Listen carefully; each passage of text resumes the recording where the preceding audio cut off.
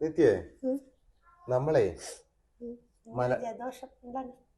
നമ്മൾ മലയാളികള് പക്ഷെ ഇംഗ്ലീഷിൽ എത്ര അക്ഷരം ഉണ്ടെന്ന് വെച്ചാൽ നമ്മൾ ഒറ്റയടിക്ക് 26 അക്ഷരം എന്ന് പറയൂലേ. മലയാളത്തിൽ എത്ര അക്ഷരമുണ്ട്? 56 സംശയം വന്നില്ലേ? അതെന്തുകൊണ്ടാ? എല്ലാം കൂടെ ഉൾപ്പെടെയാ, ചില്ലക്ഷരമൊക്കെ ഉൾപ്പെടെയാ. 56 57 13 സ്വരാക്ഷരം അല്ലേ? അത് ഉറപ്പിച്ച് 25 13 38 39 25 13 38 അല്ലേ? 25 26 കായ്ക്ക അത് അങ്ങനത്തെ 5 25 13 38 കാവർഗം യാ രാ ലാവ ഷാ ഷാ സാഹ ലാ ഴാ റ 11. എന്തിനാ ഇക്ഷ ഇത്ര എന്തിനാ അക്ഷരാക്കുന്നേ? ഇക്ഷ എന്ന് പറഞ്ഞാൽ ക ഷ, അത് രണ്ടും കൂടെ കൂടിയല്ലേ ഇക്ഷ. അതൊക്കെ ഓൾറെഡി ഉള്ള അവിടെ ഇരുന്നോട്ടെ. ഇത്ര അക്ഷരം അങ്ങനെ ആന്നേ? ഇത്ര എന്ന് പറയുന്ന അക്ഷരം ഉള്ളതാന്ന്. ഇത്ര എന്ന് പറയുന്ന ചിഹ്നം ഇല്ലേ, ഇത്രാന്റെ ചിഹ്നം, അത് വേറെ എവിടെയാ വരുന്നേ? അങ്ങനെയാണ് എത്രാന്നിട്ടാ പോരെ? അതിന് എത്രാന്നിട്ടത് അത് അവര് അതിന് അന്ന് മുന്നേ ഉള്ളവര് ഇട്ടതായിരിക്കും. ഇക്രാന്നിട്ടാ പോരെ? ഇക്ര നോക്കി ഇട്ടാ ശരിയാവത്തില്ല, കാരണം അതിന്റെ ഫ്രണ്ടിൽ ഈ ഉള്ള പോലെ തോന്നും. പക്ഷെ ത്ര ഇടുമ്പോ അങ്ങനെ തോന്നത്തില്ല. ഇക്ര എന്നൊക്കെ എഴുതുമ്പോ ഈ ക റ എന്നൊക്കെ ഇടാം. അതൊന്നും അക്ഷരമായിട്ട് കൂട്ടാൻ പറ്റുന്ന പറ്റത്തില്ല. പക്ഷെ ത്ര എന്നുള്ള അക്ഷരത്തിന്റെ ആ ചിഹ്നത്തിന് സ്വന്തമായി നിലനിൽപ്പില്ലാത്തോണ്ട് തായും കൂടി ഇട്ടു. ഉമ്രാന്ന് ഇട്ടാലും മ റ എന്നൊക്കെ എഴുതി ഉമ്രാന്ന് വായിക്കൂലേ? അങ്ങനെയാണ് അതിനൊന്നും പക്ഷെ അക്ഷരമായിട്ട് കൂട്ടുന്നത് ഞാൻ സമ്മതിക്കില്ല. ഞാനായിരുന്നു ചില്ലക്ഷരം എത്ര എണ്ണം ഉണ്ട്? 5 എണ്ണം. എന്തായാലും കറക്റ്റ് നമ്പർ അറിയില്ലല്ലോ. എനിക്ക് 57 വരുന്നുണ്ട്. ഇംഗ്ലീഷ് എത്രയുണ്ട്? 26 ഒറ്റയടിക്ക് പറയും. മലയാളമാണ് ചോദിച്ചാല് അത് തപ്പല എപ്പോഴും അല്ലെ? അപ്പൊ ഇഷ ഇത്ര ഇഞ്ഞ കൂട്ടുമ്പോ 39 അക്ഷരം ഇല്ലേ മലയാളം അവിടെ? പിന്നെ 5 അക്ഷരം ചില്ലക്ഷരം കൂടെ കൂട്ടി 13 അക്ഷരം സ്വരാക്ഷരം കൂടെ കൂട്ടുമ്പോ എനിക്ക് 57 ഉണ്ട്. നിങ്ങൾക്ക് 56 ഉള്ളോ? എനിക്കങ്ങനൊന്നുമില്ല. നിങ്ങൾ ഇത്ര കൂട്ടിയിട്ടില്ലാത്തോണ്ട് നിങ്ങൾക്ക് 56 ഇല്ല, 55 ഉള്ളായിരിക്കും. ഇത്രയൊന്നും എന്റെ കൂട്ടത്തിൽ ഞാൻ കൂട്ടിയിട്ടില്ല. നന്നായി, ഇത്രയൊക്കെ ഉണ്ട്. ഇത്ര കൂട്ടിയൊരു പേര് ഏതാ? ത്രയംബക. ഇപ്പോ അവിടുന്ന് സിമ്പിൾ പേരുണ്ട്.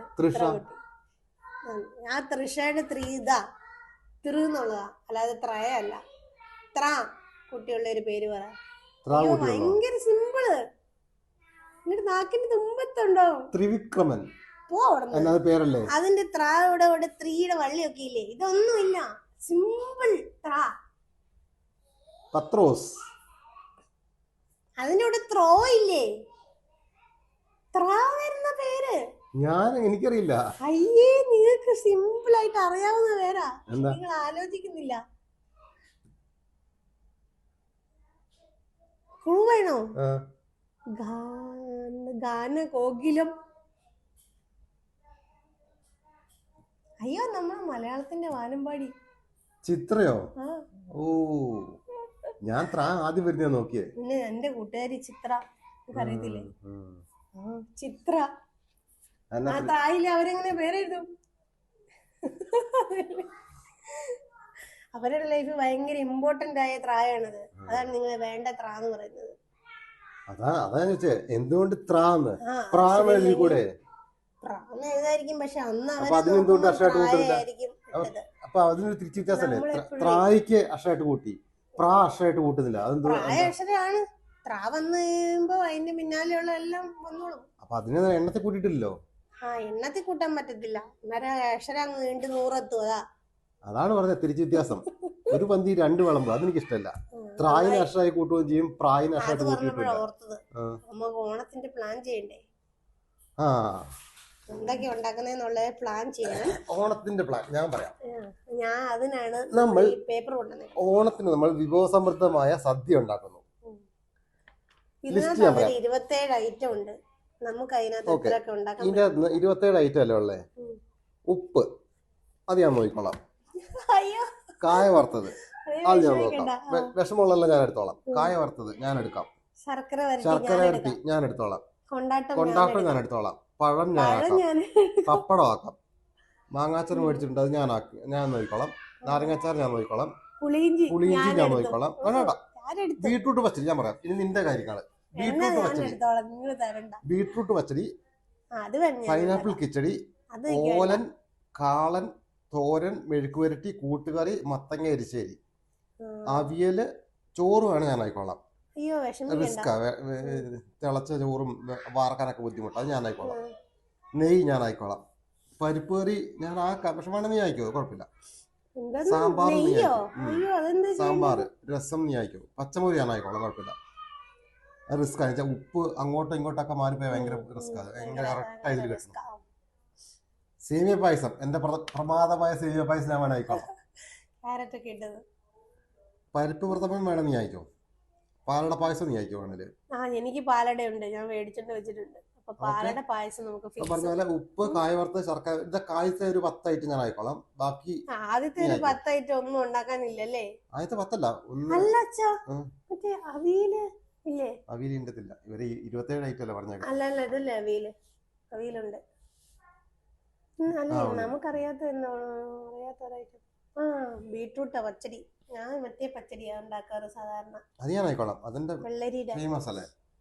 ബാച്ചലർ റൂമിലൊക്കെ ഭയങ്കര ഇതായിരുന്നു അത്, എന്റെ ബീട്രൂട്ട് പച്ചടി. ഇത് കണ്ട ബാച്ചിലർ റൂമിലുള്ള ആരെങ്കിലും റിപ്ലൈ തരും. ഒന്നും ഉണ്ടാക്കാതെ ഇല്ല, സമയത്ത് കഴിഞ്ഞ വർഷമല്ല, കഴിഞ്ഞ മുമ്പത്തെ വർഷം ഞങ്ങൾ 2-3 പേര് കൂടിയിട്ടാണ് ഓണസദ്യ ആക്കിയത് റൂമില്. എത്ര കൂട്ട സദ്യ സാധനം അറിയാമോ? എന്റെ 27 അല്ലേ? നമുക്ക് അവരെ രണ്ടുപേരും കൂടെ വിളിച്ചാൽ ആരാ മറ്റേ രണ്ടുപേര്? 10-25 പേര്. ഞാനും ശ്രീജിത്തും പിന്നെ ആരായിരുന്നു, വിഷ്ണു ആണെന്ന് തോന്നുന്നു. ഞങ്ങൾ 3 പേരും കൂടെ ഉണ്ടാക്കിയത് സദ്യ ഉണ്ടാക്കിയത്. അപ്പൊ നമുക്ക് സദ്യ ഉണ്ടാക്കല്ലേ? എന്തായാലും നമുക്ക് സദ്യ ഉണ്ടാക്കിയ പ്രശ്നം. ഇന്ന് ഉത്രാടപ്പാച്ചിലല്ലേ? പായണ്ട സമയം. വാ, എണീറ്റ് പായം വെക്ക്. ഓണത്തിന് എന്താ പരിപാടി? നമ്മള് ചെയ്യുമ്പോ അവർക്കതൊരു മാതൃക കാണിച്ചു കൊടുക്കാനോ. സദ്യ കഴിക്കുവോ? തോക്ക് Come on.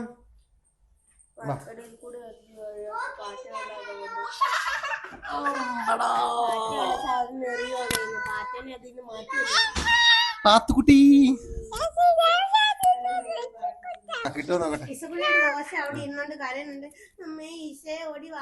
മുഖത്തിലാണ് തിളങ്ങുന്ന.